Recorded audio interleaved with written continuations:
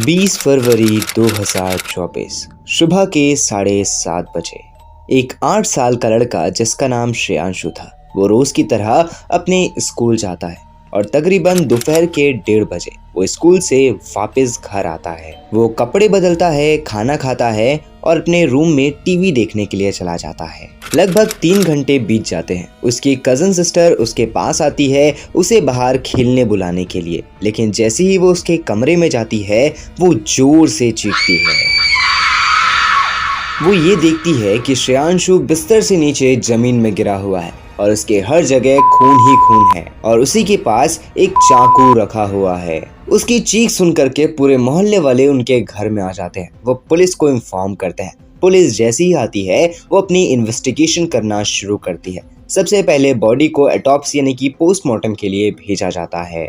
Now ये देखा जाता है कि हो सकता है कोई इंसान चोरी करने के इरादे से इनके घर में घुसा होगा और जो श्रेयांशु था उसने वो चोर को देख लिया होगा, तो वो चोर ने श्रेयांशु को मार दिया अपनी जान बचाने के लिए। लेकिन जब इन्वेस्टिगेशन की जाती है तो पता चलता है कि इनके घर में कोई भी फोर्स एंट्री के निशान है ही नहीं, यानी कि कोई भी इंसान ने जबरदस्ती इनके घर में घुसने की कोशिश नहीं की है। इससे ये चीज साफ साफ पता चल रही थी कि ये सारी चीजें करने का जो हाथ है वो किसी घर वाले का ही है। और साथ ही साथ इनके घर में एक पालतू कुत्ता था। अगर कोई भी इंसान बाहर से इनके घर में आता तो एक कुत्ता अक्सर भौंकता, लेकिन जब ये सारी चीजें हुई तो वो कुत्ता नहीं भौंका। इससे ये चीज तो साफ हो गई थी कि ये सारी चीजें करने के पीछे का हाथ किसी घर वाले का ही है। लेकिन तभी पुलिस श्रेयांशु के घर के बाहर लगे हुए लोकल कैमरास की फुटेज चेक करती है तो पता चलता है तकरीबन 1:30 बजे से लेकर के 2 बजे के बीच में एक औरत उनके घर के सामने से जा रही थी, जिसके चेहरे में एक काले कलर का मास्क लगा हुआ था।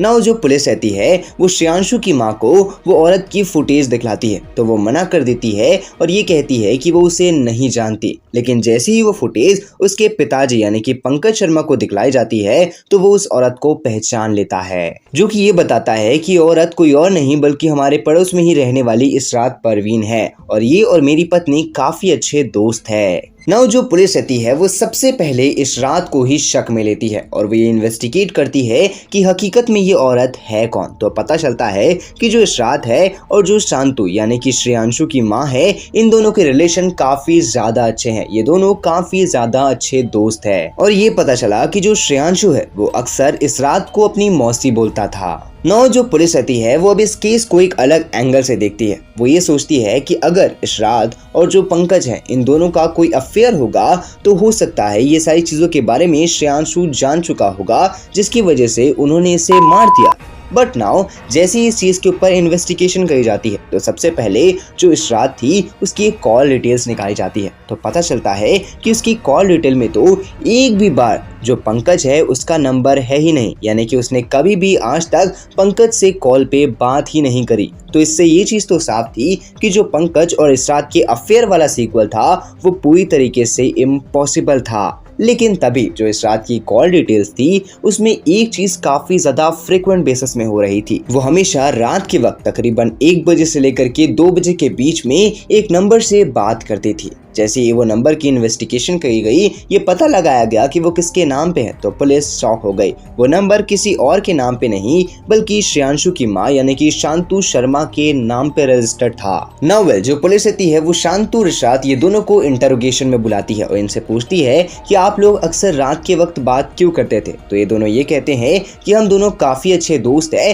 तो हम लोग अक्सर ऐसे ही रात के वक्त बात करा करते हैं। लेकिन जैसे ही ये दोनों की चैट्स निकाली जाती है तो पुलिस कंप्लीटली शॉक हो जाती है, क्योंकि ये दोनों की चैट्स में ये दोनों काफी ज्यादा अश्लील बातें करते थे। ये दोनों एक दूसरे को न्यूड पिक्चर शेयर करते थे, आपत्तिजनक तस्वीरें भेजा करते थे। नाउ जो पुलिस रहती है वो ये दोनों से हार्ड इंटरोगेशन करती है और ये अपने सच को छुपा नहीं पाते। ये दोनों ये बताते हैं कि ये दोनों गर्लफ्रेंड है, मींस ये दोनों के रिलेशनशिप लेस्बियन रिलेशनशिप है। 19 फरवरी जो श्रेयांशु की माँ यानी कि शांतु थी वो और इशरात ये दोनों मिल करके इंटरकोर्स कर रहे थे, यानी कि वही सारी चीजें कर रहे थे जो अक्सर लेस्बियन करते हैं। लेकिन तभी अचानक से जो श्रेयांशु था वो स्कूल से आ जाता है और वो ये दोनों को ऐसी कंडीशंस में देख लेता है जो काफी ज्यादा आपत्तिजनक थी। और अब ये दोनों को ये डर लग रहा था कि अगर गलती से भी श्रेयांशु ने ये सारी चीजें बाहर किसी को बता दी तो बहुत बड़ी प्रॉब्लम क्रिएट हो जाएगी। इसी चीज की वजह से 20 फरवरी को ये दोनों मिल करके श्रेयांशु के साथ कुछ ऐसा करते हैं। ये सबसे पहले उसे काफी ज्यादा मारते हैं, उसका सर फाड़ देते हैं और उसके बाद उसके हाथ की नस को काट देते हैं। जब ये सारी चीजों के बारे में इसके पति से पूछा गया तो जो पंकज था उसने ये बताया कि हाँ वो जानता है कि जो इसकी पत्नी है और जो उसकी पत्नी की दोस्त है ये दोनों की लेस्बियन रिलेशंस है, लेकिन उसके बावजूद भी ये दोनों को कभी कुछ नहीं कहता था। लेकिन उसे ये नहीं पता था कि ये सारी चीजें कुछ इतना ज्यादा बड़ा रूप ले लेगी। नाउ वेल, अब जो शांतु और इशरात है ये दोनों तो हवालात के अंदर है, लेकिन आपको क्या लगता है? आप अपनी ओपिनियन कमेंट बॉक्स में जरूर बताइएगा। अगर आप ऐसे ही क्राइम डॉक्यूमेंट्रीज देखना चाहते हैं तो हमारे चैनल को सब्सक्राइब करके बेल आइकन कॉल पे सेट करना मत भूलना। मैं मिलता हूँ आप लोगों से नेक्स्ट वीडियो में।